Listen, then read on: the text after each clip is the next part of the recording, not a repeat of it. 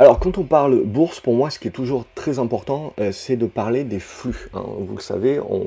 vous avez beau avoir un marché qui est très attractif, qui est peu cher, etc. S'il n'y a pas d'argent qui se déverse et qui achète des actions, s'il n'y a pas une demande qui est plus forte que l'offre, globalement, le prix ne montera pas. Et vous pouvez rester avec un marché qui est peu cher. Et vous avez l'exemple d'un paquet de marchés historiquement qui sont toujours peu chers parce que il y a des risques géopolitiques, il y a un certain nombre de risques qui sont vus par les investisseurs et donc il n'y a pas de flux qui rentre et donc les valeurs sont pas chères, mais elles restent pas chères globalement. Donc c'est pas ça qui va nous intéresser en tant qu'investisseur. On a besoin toujours de flux entrants. Une arlésienne qu'il y a depuis de nombreuses années, c'est de se dire, et on se le disait déjà lorsque les taux étaient quasiment négatifs, c'était que l'assurance vie rapportait de moins en moins, et l'assurance vie reste aujourd'hui un des placements préférés des Français, avec un encours qui est gigantesque. Et donc l'idée c'était de se dire à un moment donné, les Français, voyant qu'ils ne gagnent pas d'argent avec l'assurance vie, les retireront et iront les placer ailleurs.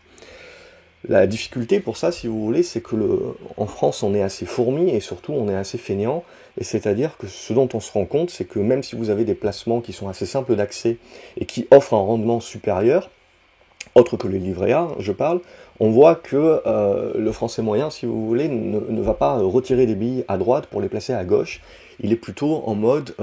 j'ai passé du temps à placer sur ça, j'ai 10 minutes, si vous voulez, à dépenser pour discuter de quel micro-ondes je vais acheter, avec quelle puissance il doit avoir, mais par contre j'ai pas 10 minutes pour faire un versement libre ou une rotation, un arbitrage sur mes différents contrats éventuels. Donc ça, d'un certain côté, si vous voulez, ça rentre dans la balance, parce que d'un côté, on se dit, si ça rapporte pas, il va y avoir une décollecte, et ça commence déjà sur l'assurance vie, on voit de plus en plus de la décollecte, mais c'est pas des décollectes qui sont majeures, mais surtout, cette décollecte, elle va chercher du livret A. Donc quelque part, vous êtes entre guillemets protégé contre l'inflation, mais pas plus. Et même, je dirais, le livret A comme un effet de lag, si vous voulez, dans sa montée des taux par rapport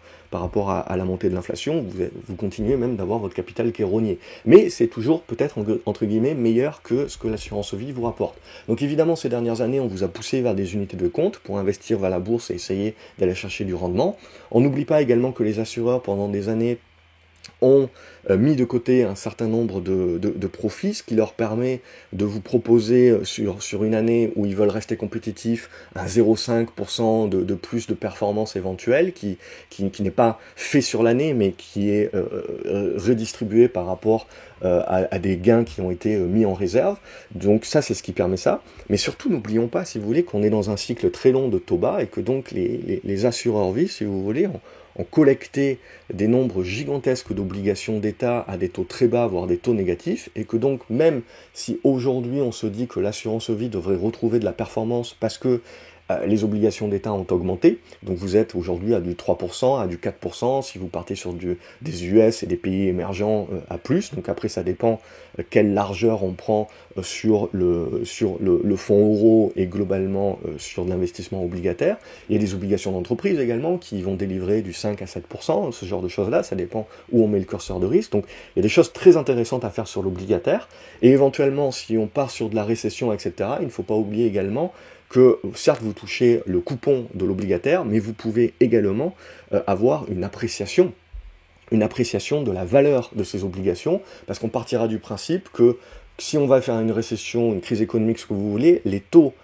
que l'on connaissant aujourd'hui et qu'on dit ouais c'est haut, etc., ne resteront pas hauts éternellement, ils vont rebaisser. Donc ça veut dire que les obligations qui sont émises aujourd'hui avec des taux qui nous paraissent à nouveau élevés par rapport à ce qu'on a connu ces 10 dernières années, verront leur prix augmenter parce que les prochaines obligations qui sortiront seront avec des taux, des coupons moindres. Donc du coup, les vieilles obligations, entre guillemets, seront vues comme à plébisciter et seront recherchées sur le second marché et on acceptera de payer un premium. Donc l'investisseur aujourd'hui qui se dit éventuellement que la récession n'est peut-être pas pour tout de suite, mais dans 6 mois, etc., se dit peut-être qu'en gros, on a une fenêtre de tir sur les obligations actuelles, que ce soit d'entreprise ou d'État, pour profiter de taux qui sont les plus élevés qu'on connaîtra peut-être ces prochaines années, dans l'idée que on va vers une récession qui fera que les taux baisseront in fine. Ils baisseront peut-être pas à nouveau à du 0, mais il suffira qu'on les rebaisse, quand je parle à du 2 ou 2,5% pour toujours avoir cet effet de rattrapage sur un certain nombre d'obligations. Mais une fois qu'on a dit ça, voilà, c'est toujours l'idée, la bourse a besoin d'argent, mais l'assurance vie aussi a besoin d'argent. C'est-à-dire que pour que l'assurance vie se remette à délivrer un rendement intéressant, il faut que l'on puisse soit vendre les anciennes obligations, et ça c'est impossible parce que leur valeur a chuté, donc ça voudrait dire qu'il faut accepter un certain nombre de pertes, on peut en accepter un certain nombre, mais on ne peut pas prendre la perte sur l'ensemble du portefeuille et puis renouveler le stock avec des obligations qui payent dorénavant 3, 4, 5%, qui là serait du coup à nouveau attirant pour l'investisseur lambda. Parce que on partirait en faillite tout simplement. Donc du coup, vous avez besoin de temps finalement pour que vos achats aient d'encours qui continuent de rentrer pour pouvoir continuer d'acheter des nouvelles obligations qui, avec leur pourcentage à 3, 4, 5%, va commencer à compenser celles que vous avez à 0,5%, et petit à petit, votre taux va pouvoir augmenter. Donc vous comprenez bien qu'il y a un effet, de toute façon, de latence, si vous voulez, dans ce que l'assurance vie va pouvoir délivrer. Donc du coup, aujourd'hui, tout le monde vous parle du livret A à 3, 3,5%, peut-être 4, tout le monde vous parle de la hausse des taux, etc., des comptes à terme, des trucs, des machins, bref, beaucoup de choses qui vous permettent, entre guillemets, sans risque, de pouvoir également battre l'assurance vie. Et vous vous dites, mais je reste sur l'assurance vie parce que les taux montent, donc l'assurance vie aussi, les taux vont monter. Mais vous voyez bien que la majorité des assurances vie, surtout les plus anciennes, vont avoir un petit peu plus de mal. Si on veut vraiment profiter de l'obligataire, si vous voulez, des taux actuels, soit on achète des obligations en direct d'entreprise, c'est ce que je fais personnellement, soit on va acheter un fonds qui, lui, a une marge de manœuvre beaucoup plus aisée qu'un assureur et qui a un portefeuille qui va beaucoup plus bouger et donc il peut profiter beaucoup plus facilement, je dirais, de la volatilité de ces obligations-là. Donc ça, pour moi, voilà, c'est les deux types. Et donc du coup, on en revient au sujet premier, si vous voulez, c'est que vous avez tellement une manne financière sur l'assurance vie que on se dit, à un moment donné, s'il y a vraiment une crise, etc., c'est une crise de liquidité,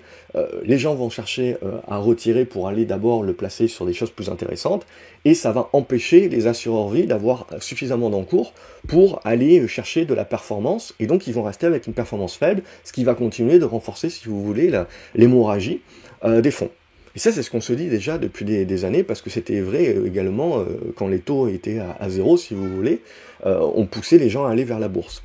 Là, aujourd'hui, vous avez même, au-delà de la bourse, des solutions à 3-4% sans risque, qui sont donc suffisantes pour la majorité des gens. Mais il faut se projeter un petit peu, si vous voulez, parce que là, on se dit, oui, les taux sont élevés, mais est-ce que les taux vont rester élevés sur des horizons de temps à 5 ans, à 10 ans. C'est ça qui est vraiment important aujourd'hui à se dire. L'autre point à se dire également, c'est que moi, ce que je constate, c'est que oui, il y a des gens qui retirent leur argent pour le mettre en bourse, et donc ça crée des flux supplémentaires, mais c'est pas la majorité. La majorité des gens vont râler, mais vont laisser leurs placements tels qu'ils sont. Ils vont pas, année après année, ils vont voir, oh oui, j'aurais pu faire 1% de plus ailleurs, et ils vont se dire que c'est pas énorme. Et en fait, ils ne comprennent pas la puissance des intérêts composés, et le fait que ce 1% sur 20 ans, 25 ans, ça fait une énorme différence à la fin sur le pécule qu'ils auraient pu avoir. Mais la majorité des gens, si vous voulez, ils se disent long terme, mais ils regardent leur rendement à court terme. Donc pour gagner 1% de plus, c'est 15 minutes dont ils auraient besoin pour faire un arbitrage qu'ils n'utiliseront pas à ça. Donc, d'un certain côté, si vous voulez, l'assurance vie est un petit peu protégée par rapport à ça, c'est que il n'y a pas véritablement de gros encours qui sont soldés. Mais on a du vent de face quand même. Donc pour moi, c'est ça qui est important, et c'est de se dire, voilà, on a de plus en plus de gens qui peuvent aller sur la bourse, mais ils vont aller sur des ETF. Et donc quel est le grand gagnant? Quels sont les grands gagnants, si vous voulez? C'est que autant aujourd'hui, quand vous êtes sur de l'assurance vie, qu'on va vous proposer un fonds, etc., ce fonds, il a des frais de gestion. En règle générale, vous allez toujours avoir un gestionnaire qui va toucher une prime, une commission par rapport au capital que vous allez investir sur ces fonds-là. Ça, c'est quelque chose que l'on va voir de plus en plus, et qui arrive déjà, et que l'on va de plus en plus voir également sur les ETF. Parce qu'on a une bataille qui est de plus en plus acharnée, on a la part du gâteau qui continue d'augmenter, si vous voulez. BlackRock est en train de bouffer l'essentiel, mais vous avez des acteurs comme Amundi qui sont quand même des challengers qui sont très sérieux et à prendre au sérieux, et qu'on peut même acheter l'action en bourse, parce que plus on part vers du vieillissement de la population, plus on a un certain nombre de gens, si vous voulez, qui vont avoir une manne financière à investir. Ils vont pas nécessairement l'investir sur les trucs en direct, sur des actions, etc., parce qu'ils sont proches de la retraite, mais ils vont également avoir, avec la démographie, etc., avoir une passation de ces richesses-là. Donc ça, ce sont des flux également avec d'autres générations, d'autres mentalités qui peuvent être poussées à un moment donné vers des actifs sans risque, vers des actifs avec un peu plus de risque. Je ne dis pas avec pur risque, mais avec un peu plus de risque. Ça peut faire du flux qui rentre également sur le marché. Et ça, pour moi, voilà, c'est les éléments que je trouve très intéressants. Et les ETF vont continuer à gagner. On va de plus en plus avoir, de toute façon, des gens qui sont commissionnés pour pouvoir vous pousser vers des ETF, faire du DCA, etc., parce que c'est du revenu récurrent pour la majorité de ces acteurs-là. Donc il ne faut pas négliger un petit peu tout l'aspect business aussi autour de ça. Évidemment, jusqu'à présent, si vous voulez, l'argument c'était d'essayer de battre le marché, et donc oui, on vous faisait payer 2% de frais pour vous dire, ben moi je vous fais payer 2% de frais parce que je suis capable de battre ce que va faire le marché, et donc de vous offrir une performance supplémentaire, peut-être de doubler votre capital en 3 ans, en 4 ans. Sur certaines tendances boursières, ça s'est fait, hein, sur des small caps, etc. Ça peut largement se faire, de doubler, tripler le capital en quelques années. Et là, évidemment, il y a...